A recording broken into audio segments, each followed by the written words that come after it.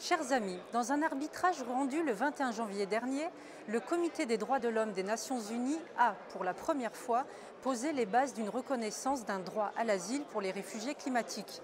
Le comité a estimé que les personnes fuyant les effets du réchauffement climatique ne devaient pas être refoulées si leurs droits fondamentaux étaient menacés.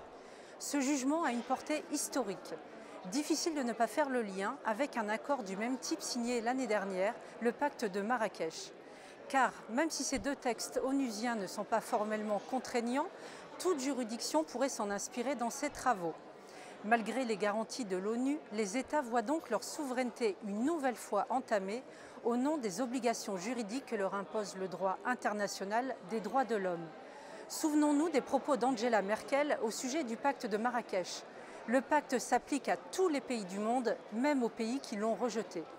Ces mêmes Nations Unies s'attendent à ce que des dizaines de millions de personnes soient déplacées par les effets du réchauffement climatique au cours de la prochaine décennie. Comment donc ne pas voir dans ce verdict une nouvelle boîte de Pandore? Ces flux de dizaines, voire de centaines de millions de personnes viendront s'ajouter aux millions d'autres déjà en mouvement avec un seul continent en tête.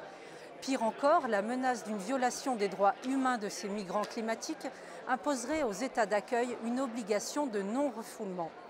Il s'agit en réalité d'un énième dévoiement du droit d'asile sous couvert d'urgence environnementale. Si des événements climatiques dramatiques venaient à menacer certaines parties du monde, en particulier insulaires, les États européens ne manqueraient pas de faire preuve de solidarité et agiraient de façon concertée à l'échelon régional.